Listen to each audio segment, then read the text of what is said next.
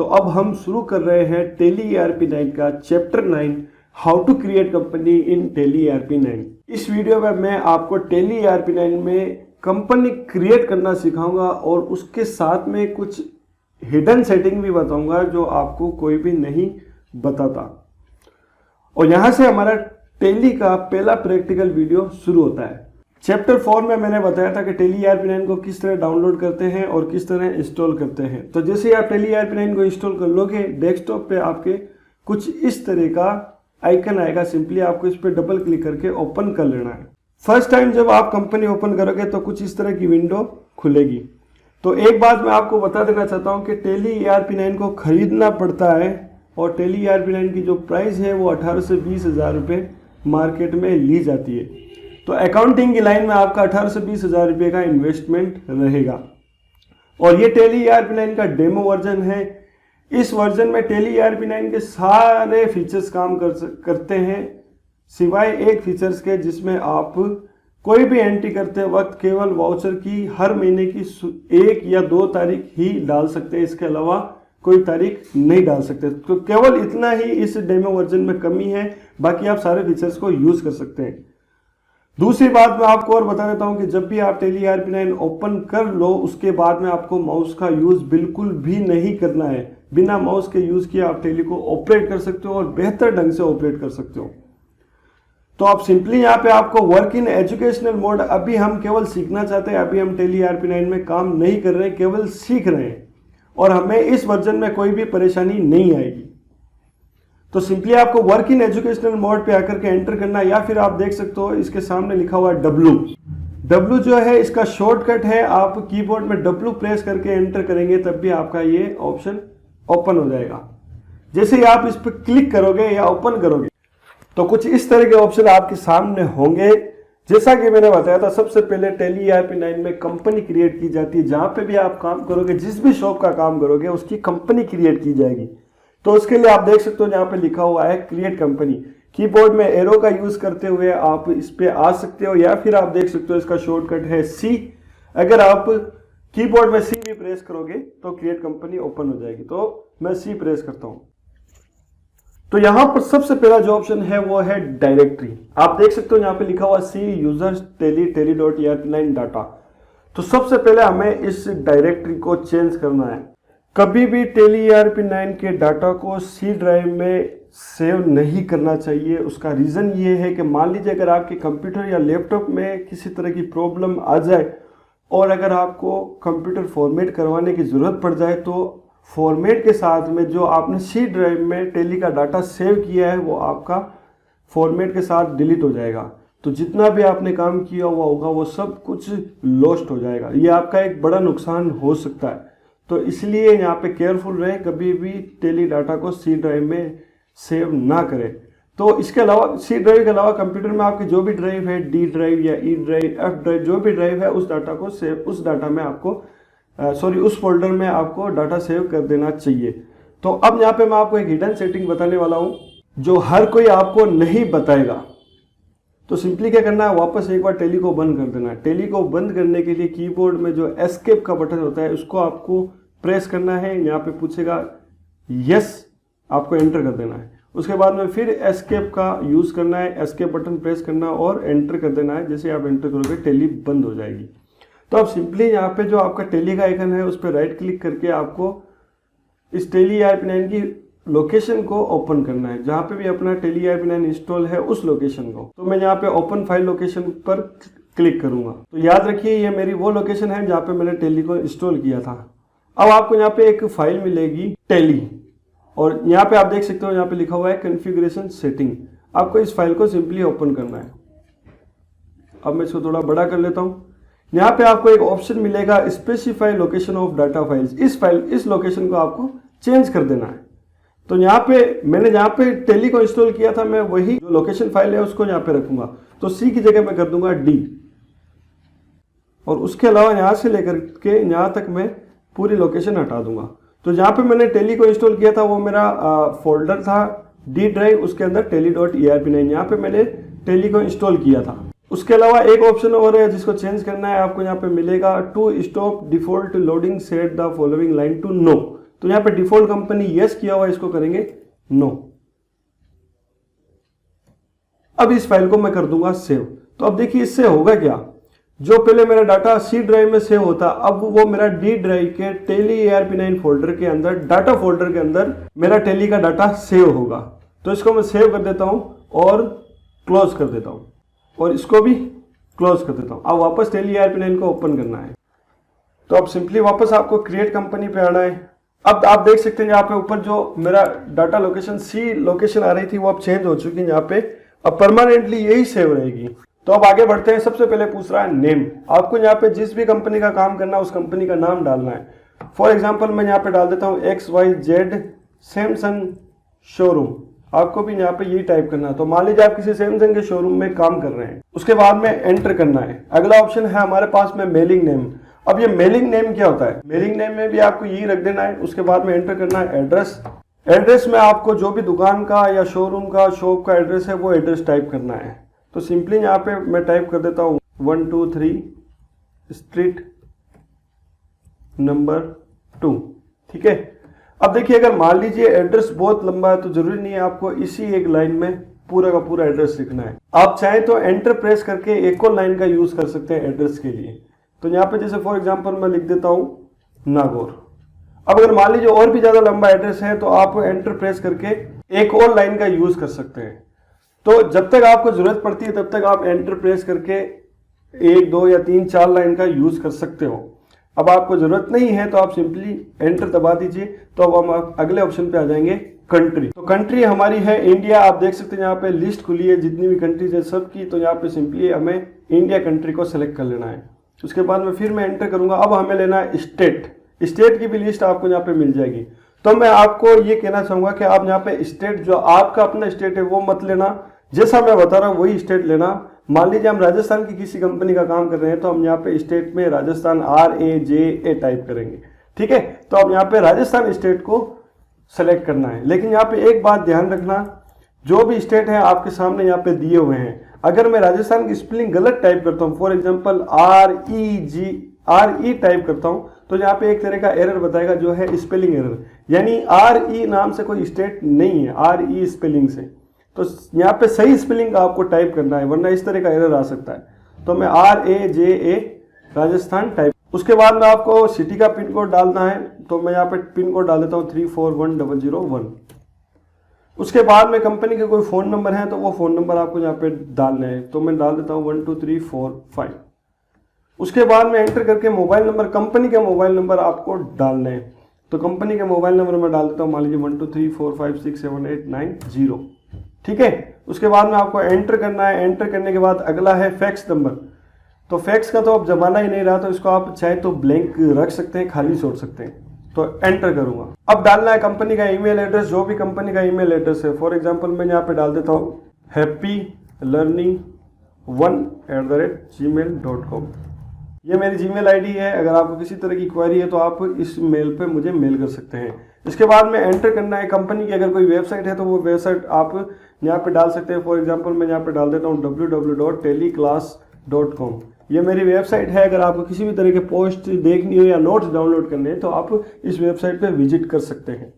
तो अब मैं आगे बढ़ूंगा। अगला है फाइनेंशियल ईयर बिगिन फ्रॉम। तो अब ये फाइनेंशियल ईयर क्या है उसके लिए मैंने अलग से चैप्टर रिकॉर्ड किया है। अगर आपने वो वीडियो नहीं देखा है तो आप जाकर के वो वीडियो देख सकते हैं और फाइनेंशियल ईयर को अच्छे से समझ सकते हैं।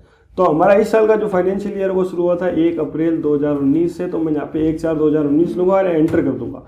अगला ऑप्शन है हमारे पास यहाँ पे बुक्स बिगिनिंग फ्रॉम।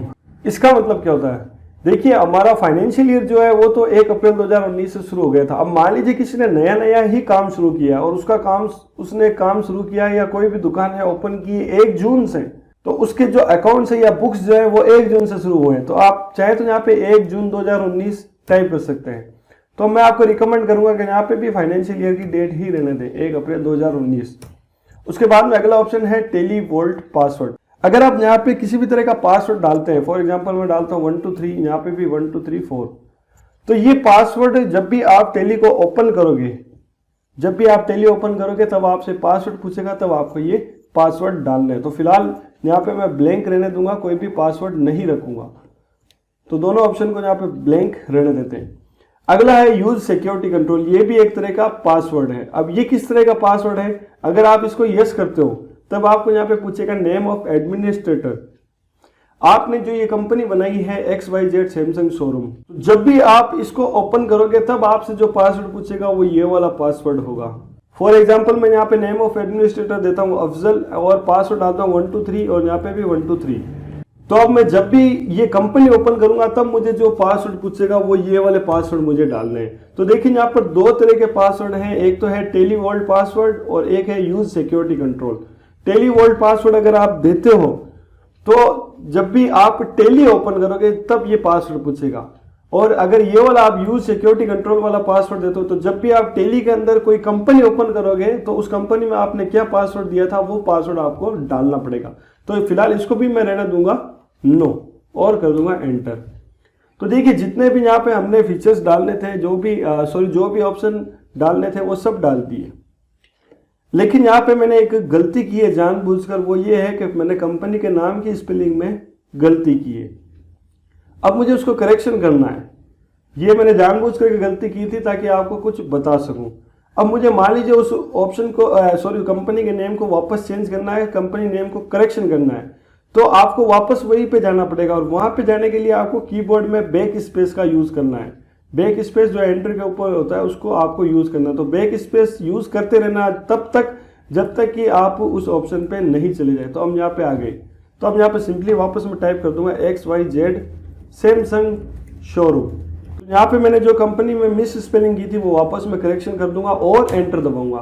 तो आपको एंटर से तो आगे बढ़ना है और बैक स्पेस से पीछे आना है। ये दो शॉर्टकट या दो कीवर्ड को आपको ध्यान में रखना है। अब वापस एंटर दबाता हूँ, एंटर एंटर एंटर एंटर। हमें बाकी कहीं भी जगह पे कुछ भी चेंजेस नहीं करना है। तो अगर आपको कहीं पे कुछ चेंजेस करना है तो कर सकते हो। For example pin code change करना है तो कर सकते हो, phone number, mobile number, email ID कुछ भी चेंज करना है तो आप यहाँ पे कर सकते हो। तो एंटर करते हुए वापस मैं इस ऑप्शन पे आ जाता हूँ। अब यहाँ पे आप देख सकते हो लिखा हुआ बेस करेंसी इन्फॉर्मेशन। तो सिंपली आपको यहाँ पे कुछ भी चेंजेस करने की जरूरत नहीं पड़ती। जो भी यहाँ पे सेट होता है वो ऑलरेडी बाय डिफॉल्ट सेट और एकदम सही है।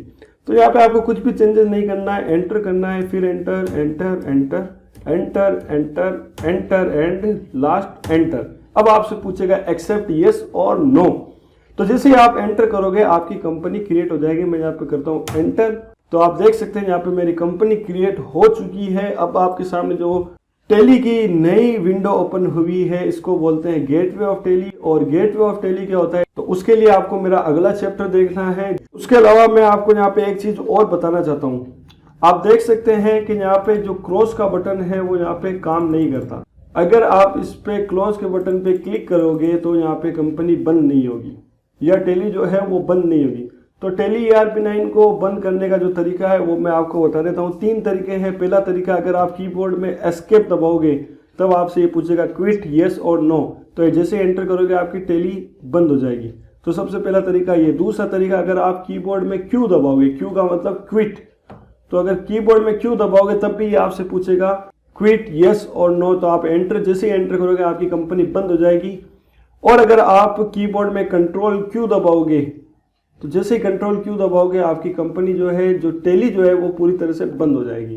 तो याद रखना, अगर आपको टेली को बंद करना है तो इन 3 में से किसी भी एक शॉर्टकट का आप यूज कर सकते हो। तो देखिए यहाँ पे मैंने टेली ERP9 में आपको कंपनी क्रिएट करना बता दिया है। अब आपको क्या करना है, बार बार प्रैक्टिस करनी है। आपको कंपनी बार बार क्रिएट करनी है, तब तक क्रिएट करनी है जब तक आप अच्छे से बिना किसी प्रॉब्लम के कंपनी क्रिएट करना नहीं सीख जाओ। उसके बाद में आपको अगले वीडियो की तरफ बढ़ना है। तो अब आपको सिंपली क्या करना है, वापस पहले उस कंपनी को डिलीट करना है। तो डिलीट करने के लिए आप क्या करोगे, हम वापस उसी लोकेशन फाइल पे जाएंगे। तो मैं इस टेली आइकन पर राइट क्लिक करके ओपन फाइल लोकेशन करूंगा और यहाँ पे हमारा जो डाटा फोल्डर है, हमारा डाटा सेव हुआ था teli.erp9, आपको इस तरह का फोल्डर मिलेगा डाटा। आपको सिंपली इस पर क्लिक करना है और यहाँ पे आपको एक कंपनी मिलेगी जिसका नाम है 10,000। यही वो हमारी कंपनी है जो हमने क्रिएट की थी।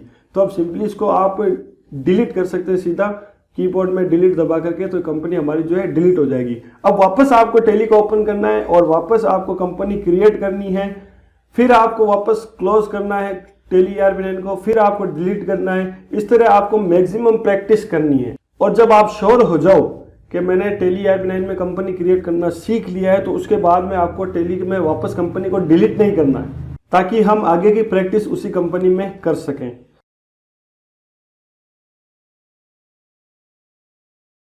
नई कंपनी क्रिएट करते हैं या फिर किसी भी कंपनी को ओपन करते हैं तो सबसे पहला जो पेज आता है वो टेली का मेन पेज है और इसको बोलते हैं गेटवे ऑफ टेली। आप देख सकते हैं यहाँ पे लिखा हुआ है। तो अब यहाँ पे कौन कौन से फंक्शन होते हैं इसके बारे में हम पहले बेसिक में बात करेंगे। इन फंक्शन का काम क्या है ये हम बाद में देखेंगे, लेकिन क्या क्या फंक्शन होते हैं और कहाँ कहाँ पे होते हैं ये हम देखेंगे। तो सबसे पहले आप ऊपर देख सकते हैं मेन्यू बार है, जहाँ पे आपको कुछ ऑप्शन मिलेंगे, print, export, email, upload, teleshop, language, keyboard, control centre, support centre and help. ये मेन्यू बार है। इनका क्या काम है हम आगे आगे चल के एक एक सबका देखेंगे। तो इसको बोलते हैं मेन्यू बार। और इधर आप साइड में देख सकते हैं इसको बोलते हैं फंक्शन बार, जहाँ पे आपको कुछ ऑप्शन मिलेंगे, select company, shut company, date, period, company info. नीचे यहाँ पे है फीचर्स एंड कॉन्फ़िगरेशन। और यहाँ पे नीचे जो आपको टेली की कुछ अदर इन्फॉर्मेशन मिलेगी, जैसे आप यहाँ पे देख सकते हैं ये प्रोडक्ट लिखा हुआ है, प्रोडक्ट कौन सा, टेली ERP9 का लोगो है। इसके बाद में यहाँ पे वर्जन एंड अपडेट, ये टेली ERP9 का कौन सा वर्जन है और इसका भी कोई अपडेट अवेलेबल है या नहीं है, वो यहाँ पे सारी इन्फॉर्मेशन आपको मिलेगी। फिर कॉलम है यहाँ पे लाइसेंस एंड सर्विसेज। आपके यहाँ पे एजुकेशनल बोर्ड लिखा हुआ आ रहा होगा। यहाँ पे मैंने लाइसेंस परचेज किया हुआ है, इसलिए यहाँ पे लाइसेंस के सीरियल नंबर आ रहे हैं और मेरी अकाउंट ID आ रही है। और इसके अलावा फिर यहाँ पे एक कॉन्फ़िगरेशन है, गेटवे, टेली का गेटवे सर्वर बता रहा है, इसका कुछ खास अपने यूज़ नहीं है। फिर यहाँ पे अगला जो ऑप्शन है वो है कैलकुलेटर का। टेली में कैलकुलेटर का भी आप यूज़ कर सकते हैं, कैसे यूज़ कर सकते हैं वो हम आगे चल के सीखेंगे। और फिर यहाँ पे आप देख सकते हैं लिस्ट ऑफ सेलेक्टेड कंपनी, जो भी कंपनी आपके ओपन की हुई है उसकी कुछ जनरल इन्फो है, जिसे आप देख सकते हैं यहाँ पे लिखा हुआ नेम ऑफ कंपनी और डेट ऑफ लास्ट एंट्री। अभी तक हमने कोई एंट्री नहीं की हुई है, इसलिए यहाँ पे लिखा हुआ है नो वाउचर एंटर्ड। ठीक है। और ये जो है हमारा गेटवे ऑफ टेली, ये टेली का सबसे इंपॉर्टेंट पार्ट है, जो 4 कॉलम में बंटा हुआ है। सबसे पहला है मास्टर, दूसरा ट्रांजेक्शन, तीसरा यूटिलिटीज एंड चौथा रिपोर्ट। सबसे पहले मास्टर कॉलम में क्या होता है, किसी भी तरह का नया खाता खोलने के लिए मास्टर कॉलम का यूज होता है। इसमें 2 ऑप्शन है आपके पास में, अकाउंट इन्फो और इन्वेंट्री इन्फो। ठीक है। और दूसरा जो हमारा मेन पॉइंट है वो है ट्रांजैक्शन। किसी भी तरह की टेली की एंट्री करनी है तो यहाँ पे ट्रांजैक्शन के अंदर जो कॉलम है अकाउंटिंग वाउचर, उसमें एंट्री होती है। और तीसरा यहाँ पे पॉइंट है हमारे पास में यूटिलिटीज। यूटिलिटीज का कुछ खास प्रयोग फिलहाल नहीं है, अभी हम इसको आगे चर्चा करेंगे, ये हमारे बेसिक कोर्स में नहीं है। और हमारे पास में चौथा पॉइंट है रिपोर्ट। किसी भी तरह की आप एंट्री करते हैं, जितनी भी आप एंट्री करते हैं उसकी रिपोर्ट देखनी है आपको। मान लीजिए यहाँ पे बैलेंस शीट देखना है, प्रॉफिट एंड लॉस देखना है, या फिर स्टॉक की समरी देखनी है, या और किसी तरह की रिपोर्ट देखनी है, तो इस पॉइंट के अंदर जितने भी यहाँ पे ऑप्शन दिए हुए उसमें से आप इसकी रिपोर्ट देख सकते हैं। तो ये हमारा गेटवे ऑफ टेली का इंट्रोडक्शन था। हर एक पॉइंट को हम आगे चल करके सीखेंगे।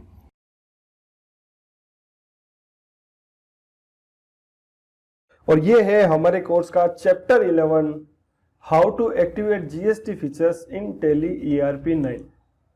देखिए, टेली ERP9 में कई ऐसे फीचर्स होते हैं जिनको जरूरत के हिसाब से एक्टिवेट किया जा सकता है, और उन्हीं फीचर्स में से एक फीचर्स है GST फीचर्स को एक्टिवेट करना। जब तक हम GST फीचर्स को एक्टिवेट नहीं कर लेंगे तब तक परचेज या सेल्स में हम GST को नहीं लगा पाएंगे। तो GST फीचर्स को एक्टिवेट करना जरूरी है अगर आप GST का काम करना चाहते हैं। तो GST फीचर्स एक्टिवेट करने के लिए सबसे पहले आपको गेटवे ऑफ टेली पे आना है, और आपको यहाँ पे एक ऑप्शन मिलेगा फीचर्स, जिसके आगे लिखा हुआ F11। F11 इसका शॉर्टकट है। मैंने कहा था माउस का यूज करने की आपको कोई भी जरूरत ही नहीं है, सारे शॉर्टकट आपके सामने होंगे और कीबोर्ड से आप डायरेक्ट ही टेली को ऑपरेट कर सकते हो। तो मैं यहाँ पे कीबोर्ड में F11 दबाऊंगा। अगर कोई भी फीचर्स एक्टिवेट करना होता है तो यहीं से ही वो फीचर्स एक्टिवेट होता है। तो जरूरत के हिसाब से जैसे जैसे अपने को जरूरत पड़ेगी आगे आगे हम अलग अलग फीचर्स के बारे में सीखते जाएंगे। तो मैं यहाँ पे F11 प्रेस करूंगा। उसके बाद में यहाँ पे है अकाउंटिंग फीचर्स, फिर है इन्वेंट्री फीचर्स, और 3rd नंबर पे ऑप्शन है स्टैट्यूटरी एंड टैक्सेशन। तो स्टैट्यूटरी एंड टैक्सेशन आप देख सकते हो यहाँ पे भी लिखा हुआ है, जो भी है इसके अलग अलग शॉर्टकट भी लिखा हुआ है, जैसे अकाउंटिंग फीचर्स का F1, इन्वेंट्री फीचर्स का F2 और स्टैट्यूटरी फीचर्स का F3। तो F3 में कीबोर्ड में प्रेस करूंगा, या फिर स्टैट्यूटरी एंड टैक्सेशन में आकर के मैं एंटर भी प्रेस कर सकता हूं, या फिर एस भी प्रेस करता हूं। तो यहाँ पे तीन शॉर्टकट हैं। एक तो या तो आप F3 भी दबा सकते हो, या फिर आप डायरेक्ट कीबोर्ड में एस भी दबा सकते हो, या फिर यहाँ पे स्टैट्यूटरी एंड टैक्सेशन पे आकर के एंटर भी कर सकते हो। तो मैं यहाँ पे एंटर करता हूं। जैसे एंटर करूंगा कुछ ऑप्शन आपके सामने यहाँ पे खुल जाएंगे, जिसमें से पहले नंबर पर है ऑप्शन है enable goods and service tax यानी जीएसटी। तो जीएसटी फीचर्स को एक्टिवेट करना, हम इसको करेंगे यस, एंड करेंगे। यस करने के लिए आपको यहाँ पे क्या करना है, सिंपली मैं आपको बता देता हूँ, वाई टाइप करना है। ठीक है, तो पूरा YES लिखने की जरूरत नहीं है। यहाँ पे आप केवल वाई टाइप भी करते हो, केवल वाई लिखते हो और एंटर करते हो तो यस हो जाएगा। इसके बाद में ये सेट अल्टर जीएसटी डिटेल, इसको भी यस करना है। यस करने के लिए वाई टाइप करूंगा एंड एंटर। तो अब यहाँ पे नया पेज जो ओपन हो गया। अब यहाँ पे स्टेट राजस्थान, उम्मीद करता हूँ कि आपने भी यहाँ पे राजस्थान ही लिया हुआ है। जब आपने कंपनी क्रिएट की तो आपको भी राजस्थान की ही कंपनी क्रिएट करनी है। ठीक है, आपको अपना स्टेट सेलेक्ट नहीं करना है, ये आप ध्यान रखना। और अगर आपने गलती से कोई दूसरा स्टेट सेलेक्ट कर लिया है तो वापस से उस कंपनी को डिलीट कीजिए और फिर से क्रिएट कीजिए और फिर इस फीचर्स को एक्टिवेट कीजिए। तो मैं यहाँ पे राजस्थान पे एंटर करूंगा और फिर मैं रजिस्ट्रेशन टाइप यहाँ पे रेगुलर रखूंगा and SSC of other territory इसको नो ही रहने दूंगा एंड एंटर करूंगा। यहाँ पे ये पूछ रहा है जीएसटी, यहाँ पे हमें कंपनी के जीएसटी नंबर डालने हैं और जीएसटी नंबर आपको जो डालने हैं वो मैं बता देता हूँ। इस जीएसटी नंबर को नोट कर लेना, ये जीएसटी नंबर आपको भी डालने हैं। तो जीएसटी नंबर है 08BIUPR8284A1ZM। इस जीएसटी नंबर को आपको यूज करना है। अब देखिए यहाँ पे एक चीज मैं आपको बता देता हूं, अगर आप गलत जीएसटी नंबर टाइप करते हो, फॉर एग्जांपल M की जगह मैं N कर देता हूं और एंटर करता हूं, तो यहाँ पे मेरे एक एरर आ जाएगा, वार्निंग दे देगा मुझे कि verify the party GST number. इसका मतलब आपने जो जीएसटी नंबर डाले हैं वो गलत है। तो आपको दोबारा से जीएसटी नंबर को चेक कर लेना और इस तरह का कोई भी एरर नहीं आना चाहिए। तो मैं वापस N की जगह M कर देता हूं एंड एंटर। अब देखिए कोई भी किसी भी तरह का एरर नहीं आया। बाकी के जो भी ऑप्शन है उसको आपको एज इट इज रख लेना है और इसको सेव करना है। सेव करने के लिए आपको आखिर तक एंटर प्रेस करना है, आखिर तक एंटर। अब ये पूछेगा कि आप सेव करना चाहते हैं, यस, ये सेव हो गया। अब इसको भी हमें सेव करना है, इसके लिए भी हम एंटर आखिर तक एंटर प्रेस करेंगे और यहाँ पे फिर से पूछेगा सेव, तो हम इसको कर देंगे यस। तो अब हमारा टेली में जीएसटी फीचर्स एक्टिवेट हो चुका है और कोई भी किसी भी तरह की परचेज या सेल की एंट्री अब हम जीएसटी में कर सकते हैं।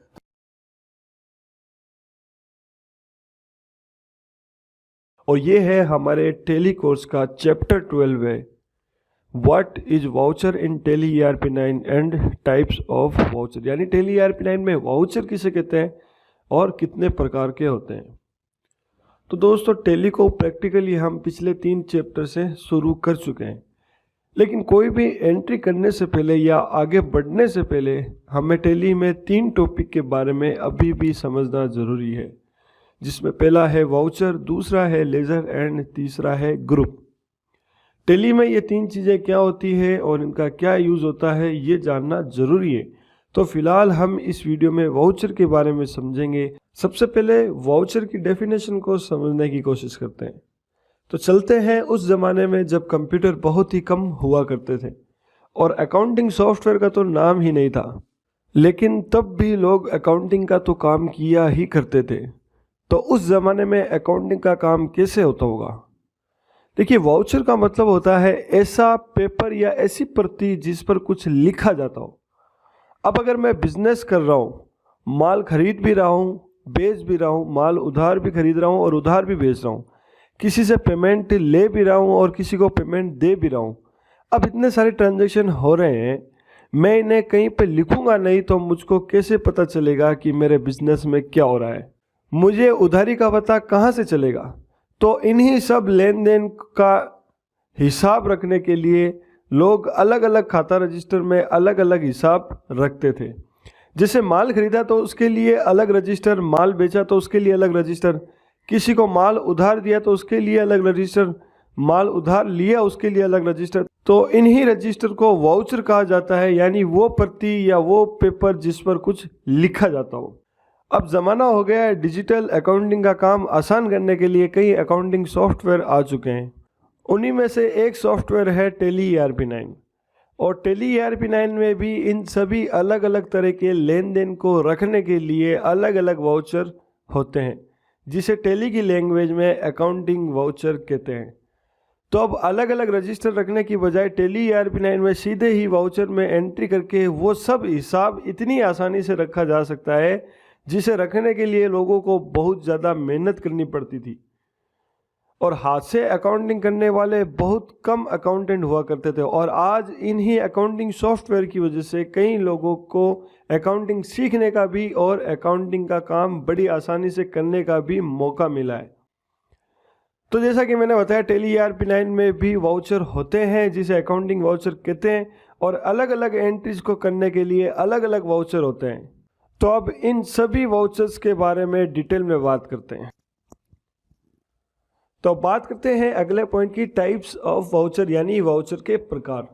देखिए, एक बिजनेस में कई तरह के लेन देन होते हैं, जैसे परचेज ऑफ गुड्स यानी माल खरीदना, सेल्स ऑफ गुड यानी माल बेचना, पेमेंट, अगर किसी से माल खरीदा है तो माल के बदले में अपने को पेमेंट भी देना पड़ता है, या व्यापार में किसी को सैलरी भी देनी पड़ती है, किराया भी देना पड़ता है, तो उसको बोलते हैं पेमेंट। इसी तरह रिसिप्ट, अगर किसी को अपने माल बेचा तो उससे पेमेंट लेने भी पड़ते हैं, यानी रिसिप्ट करने पड़ते हैं। तो इन सभी अलग अलग ट्रांजैक्शन को रिकॉर्ड करने के लिए टैली ERP9 में भी अलग अलग वाउचर होते हैं, जिन्हें अकाउंटिंग वाउचर कहा जाता है। वैसे टैली ERP9 में कुल 22 वाउचर होते हैं, लेकिन फिलहाल हमारे बेसिक कोर्स में केवल 8 ही वाउचर ऐसे हैं जो हमारे काम आएंगे। बाकी के वाउचर्स ऐसे हैं जो बड़ी बड़ी फैक्ट्रीज में ही काम में लिए जाते हैं। तो फिलहाल हम इन्हीं 8 वाउचर के बारे में बात करेंगे, जो इस प्रकार हैं। पहला है परचेज वाउचर, जिसकी शॉर्टकट है F9। परचेज की एंट्री करने के लिए परचेज वाउचर का यूज़ किया जाता है, यानी आपने किसी तरह का कोई भी माल किसी से भी खरीदा, उसकी आपको एंट्री करनी है तो परचेज के वाउचर में एंट्री की जाती है, जिसका शॉर्टकट है F9। उसके बाद में है सेल्स वाउचर, यानी जिसका शॉर्टकट है F8। सेल्स की एंट्री करने के लिए सेल्स वाउचर का यूज़ किया जाता है, यानी आपने किसी भी तरह का कोई भी माल किसी को भी बेचा, उसकी एंट्री इस वाउचर में होगी और इसका शॉर्टकट है F8। अगला है पेमेंट वाउचर। जैसा कि नाम से ही पता चल रहा है कि अगर आपने किसी को पेमेंट किया है तो उसकी एंट्री इस वाउचर में होती है। अगर आपने किसी को नकद या बैंक के द्वारा पेमेंट किया है तो उसकी एंट्री इस वाउचर में की जाएगी, इसका शॉर्टकट है F5। अगला है रिसिप्ट वाउचर, इसका शॉर्टकट है F6। इसके भी नाम से ही पता चल रहा है, रिसिप्ट यानी प्राप्त होना।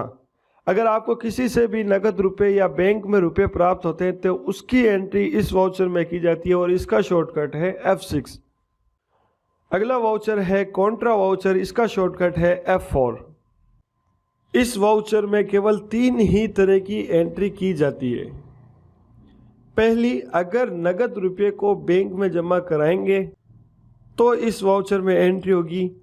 दूसरी, अगर अपने बैंक खाते से नगद रुपये निकलवाएंगे तो इस वाउचर में एंट्री होगी। और तीसरी, अपने ही किसी एक खाते से अपने ही किसी दूसरे खाते में पैसे जमा करवाएंगे तब इस वाउचर में एंट्री होगी। यानी cash to bank, bank to cash और बैंक टू बैंक, ये 3 ही एंट्रीज इस वाउचर में होगी और इसका शॉर्टकट है F4। अगला है हमारा जनरल वाउचर, जिसका शॉर्टकट है F7। देखिए, हम परचेज की एंट्री केवल परचेज के वाउचर में ही कर सकते हैं, सेल्स के वाउचर में नहीं कर सकते। उसी तरह सेल्स की एंट्री को भी केवल सेल्स के वाउचर में ही कर सकते हैं, परचेज के वाउचर में नहीं कर सकते। इसी तरह जितने भी वाउचर हैं उसमें वही एंट्री होगी जिसके लिए वो वाउचर बनाए गए हैं। लेकिन जनरल वाउचर एकमात्र ऐसा वाउचर है जिसमें किसी भी तरह की एंट्री की जा सकती है, परचेज की हो, चाहे सेल की हो, चाहे पेमेंट की हो या फिर रिसिप्ट की हो। जनरल वाउचर में कोई भी वाउचर की एंट्री की जा सकती है। लेकिन जब परचेज, सेल, पेमेंट और रिसिप्ट के लिए अलग अलग वाउचर बने हुए हैं तो जनरल वाउचर का क्या यूज़ है, ये हम आगे कोर्स में सीखेंगे, क्योंकि यही मेन वाउचर है जिसमें हमें थोड़ी मेहनत करने की ज़रूरत है। बाकी सब में एंट्री करना आसान है। इस वाउचर में एंट्री करने के लिए आपको डेबिट और क्रेडिट करना आना ज़रूरी है, तभी इसी वाउचर में आसानी से एंट्री कर सकते हैं। तो इस वाउचर के बारे में अभी अपन आगे कोर्स में सीखेंगे। अगला है डेबिट नोट, जिसे परचेज रिटर्न वाउचर भी कहा जाता है, जिसकी शॉर्टकट है कंट्रोल F9। परचेज की एंट्री करने के लिए परचेज का वाउचर है, उसी तरह जब हम खरीदा हुआ माल वापस लौटा देते हैं तो उसकी एंट्री करने के लिए डेबिट नोट वाउचर का यूज़ किया जाता है, जिसका शॉर्टकट है कंट्रोल प्लस F9। या अगर हमें किसी के खाते से पैसे काटने हो तो उसकी भी एंट्री डेबिट नोट में की जाती है, जो हम आगे चलकर सीखेंगे। उसके बाद अगला वाउचर है क्रेडिट नोट यानी सेल्स रिटर्न, जिसका शॉर्टकट है कंट्रोल प्लस F8। अब जिस तरह सेल्स की एंट्री सेल्स के वाउचर में की जाती है, उसी तरह अगर हमारे द्वारा बेचा गया माल कस्टमर हमें वापस रिटर्न कर देता है तो उसकी एंट्री क्रेडिट नोट में होती है, जिसका शॉर्टकट है कंट्रोल प्लस F8। या अगर हमारे खाते से कोई पैसे काटता है तो उसकी भी एंट्री क्रेडिट नोट में होती है, जिसका शॉर्टकट है कंट्रोल प्लस F8। तो दोस्तों ये है वो आउट वाउचर जिसमें हम कोई भी टेली ERP9 की एंट्री करेंगे, और इन्हीं 8 वाउचर का यूज हमें करना है। इन्हीं 8 वाउचर में हमें टेली ERP9 में कोई भी एंट्री करनी है। अब टेली ERP9 में ये वाउचर कहाँ पे होते हैं वो देखते हैं। टेली को ओपन कर लेने के बाद में सबसे पहले जो आपके सामने पेज खुलेगा उसको बोलते हैं गेटवे ऑफ टेली। और गेटवे ऑफ टेली में ट्रांजैक्शन के अंडर में एक ऑप्शन आपको मिलेगा अकाउंटिंग वाउचर।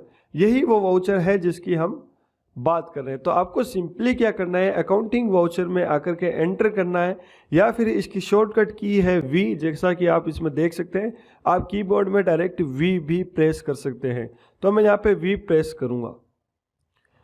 अब जैसे ही मैंने यहाँ पे V प्रेस किया है, आप देख सकते हैं इसको, ये जो खुला है इसको बोलते हैं वाउचर।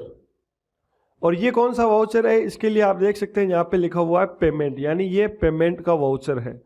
और बाकी के वाउचर की डिटेल आपको यहाँ पे जो फंक्शन बार दिख रहा है वहाँ पे मिल जाएगी। जैसा कि आप देख सकते हैं यहाँ पे सबसे पहले लिखा हुआ है F4 यानी कॉन्ट्रा वाउचर।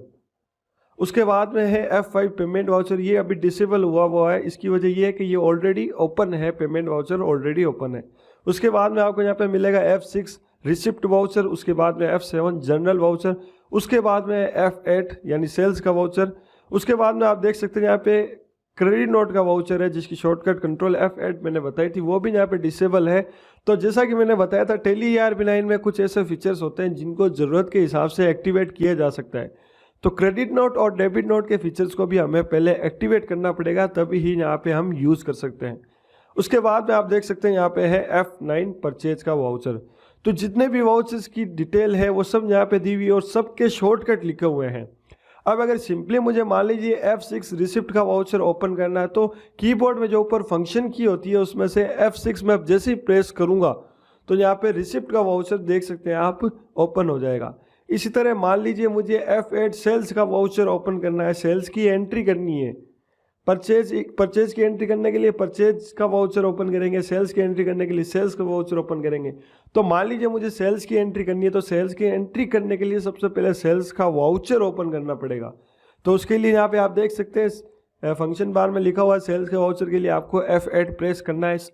सारी शॉर्टकट की आपके सामने। तो मैं यहाँ पे सिंपली F8 प्रेस करूँगा तो मेरे सेल्स का वाउचर ओपन हो जाएगा।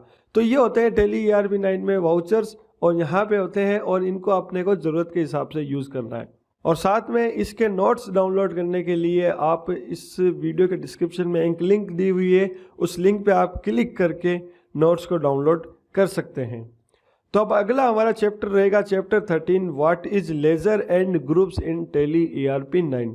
टेली ERP9 में लेजर और ग्रुप क्या होते हैं और उनका क्या यूज होता है, ये हम अगले चैप्टर में समझेंगे। और यहाँ से शुरू होता है हमारे कोर्स का chapter 13, what is ledger and group in Tally ERP9।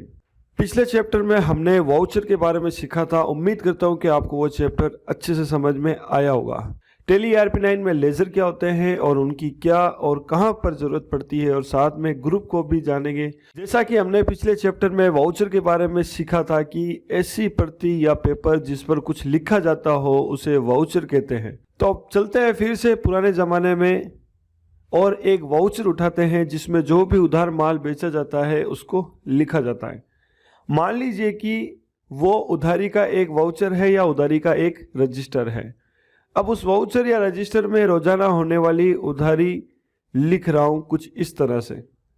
जैसे 5,000 रुपये का उधार माल बेचा 25/10/2019 को, 4500 रुपये का उधार माल बेचा 28/10/2019 को, और 5,200 रुपये का उधार माल बेचा 14/11/2019 को। अब यहाँ पर सवाल ये है कि मुझे कैसे पता चलेगा कि ये जो मैंने उधार माल बेचा है वो किसको बेचा है। मैंने इस वाउचर में ये तो लिख दिया कि कब और कितने रुपए का उधार माल बेचा, लेकिन ये नहीं लिखा कि किसको बेचा। अब यहीं अगर इस वाउचर की हेडिंग में मैं उस व्यक्ति का नाम लिख दूं जिसको मैंने ये उधार माल बेचा है, जैसे यहाँ पे मैं अनवर लिख देता हूँ, अब मुझे आसानी से पता चल जाएगा कि मैंने ये माल कब, किसे और कितने रुपए का बेचा। तो इसे ही कहते हैं लेजर यानी खाता खोलना। तो बिल्कुल इसी तरह टैली ERP9 में जब भी किसी भी वाउचर में एंट्री करते हैं तो खाता खोलना पड़ता है, जिसे टैली की लैंग्वेज में कहते हैं लेजर क्रिएट करना। अब मान लीजिए कि मुझे टैली में एक एंट्री करनी है, अनवर को 25/10/2019 को 5,000 रुपये का उधार माल बेचा। अब टैली ERP9 तो किसी भी अनवर को नहीं जानता, आपको ये टैली को बताना पड़ेगा कि अनवर कौन है। तो उसके लिए यहाँ पर आपको अनवर का एक लेजर क्रिएट करना पड़ता है ताकि अनवर के नाम से उधार माल की एंट्री की जा सके। अब टैली ERP9 में कब और कहाँ पर लेजर बनाया जाता है वो हम आगे के चैप्टर में सीखेंगे। लेकिन जब भी टैली ERP9 में कोई भी नया लेजर बनाया जाता है तब उसे एक ग्रुप में डालना पड़ता है। अब ये ग्रुप क्या होता है वो समझते हैं।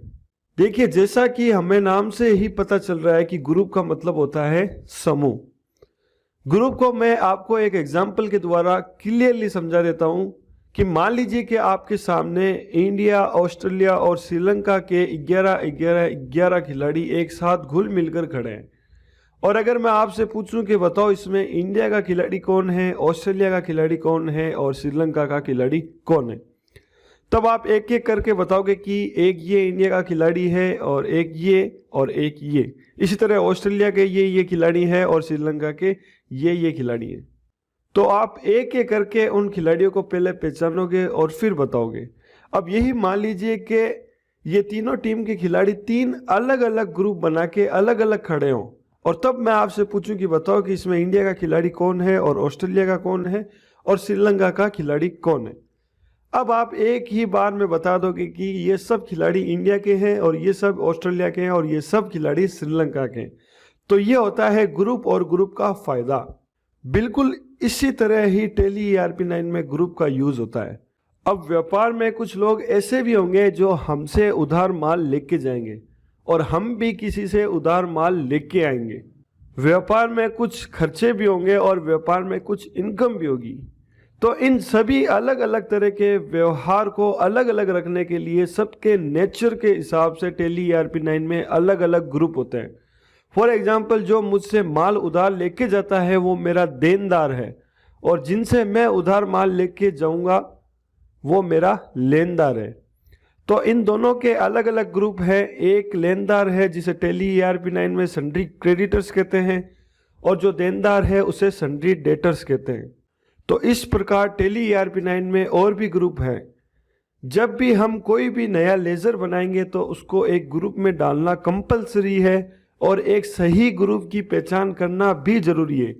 यानी हमने अगर देनदार को लेनदार के ग्रुप में डाल दिया और लेनदार को देनदार के ग्रुप में डाल दिया तो हमारी अकाउंटिंग का काम बिगड़ जाएगा। इसलिए एक सही ग्रुप की भी पहचान बहुत जरूरी है।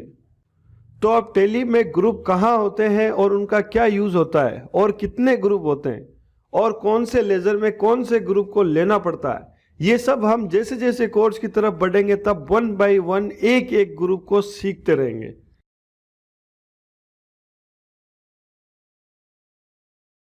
और ये है हमारे टैली ERP9 कोर्स का chapter 14 types of purchase in Tally ERP9।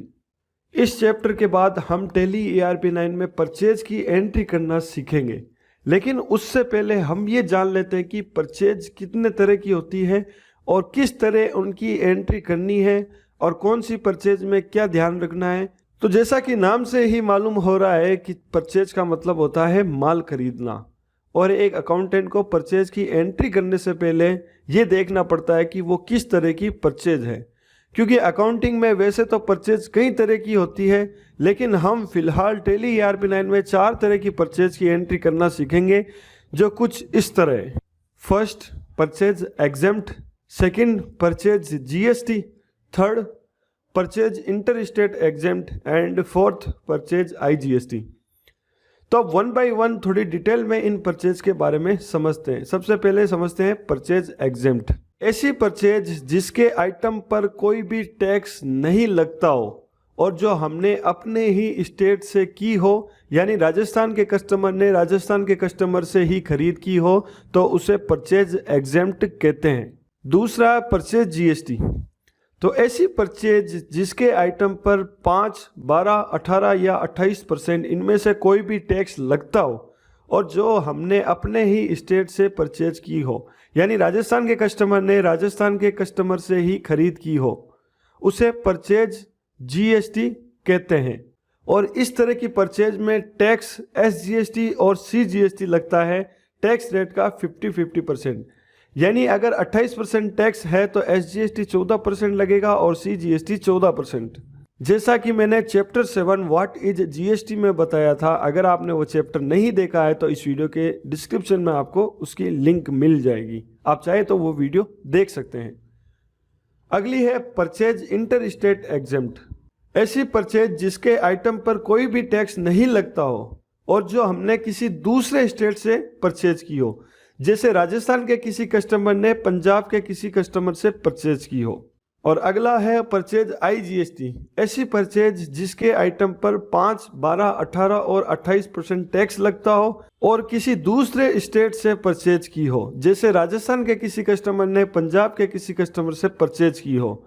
और इस तरह की परचेज में IGST लगता है, वो भी टैक्स रेट का 100%, यानी 28% टैक्स है तो IGST 28% लगेगा। तो फिलहाल इन 4 तरह की परचेज की एंट्री हमें सीखनी है और इन चारों तरह की परचेज की एंट्री टैली ERP9 में अलग अलग तरीके से की जाती है। तो परचेज की 1 बाय 1 एंट्री करना हम आने वाले अगले चैप्टर में सीखेंगे। साथ में प्रैक्टिस के लिए आपको नोट्स भी मिलते रहेंगे।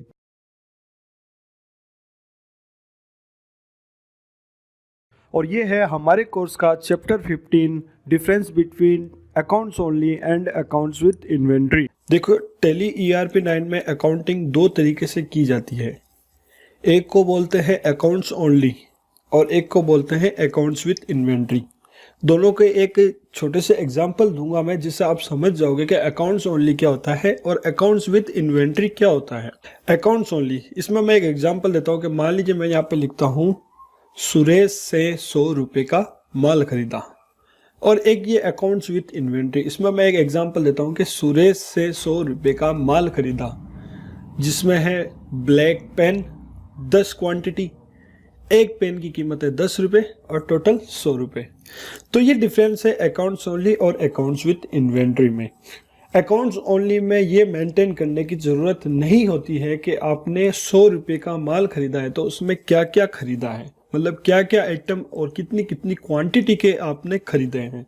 और अकाउंट्स विद इन्वेंट्री में यह मेंटेन करना पड़ता है कि आप जो भी माल खरीद रहे हो उसमें क्या क्या आइटम खरीद रहे हो, कितनी कितनी क्वांटिटी के खरीद रहे हो और एक आइटम की रेट क्या है। तो ये डिफरेंस है accounts only and accounts with inventory के बीच में। 90% जगह पे अकाउंट्स विद इन्वेंट्री में ही काम किया जाता है। जहाँ पे भी अकाउंट्स का काम करते हैं, जो मालिक होता है वो तो ऑब्वियसली यही बोलेगा कि मेरे पास क्या क्या आइटम मैं खरीद रहा हूँ, कब कब बेच रहा हूँ, मुझे पूरा स्टॉक मेंटेन करना है।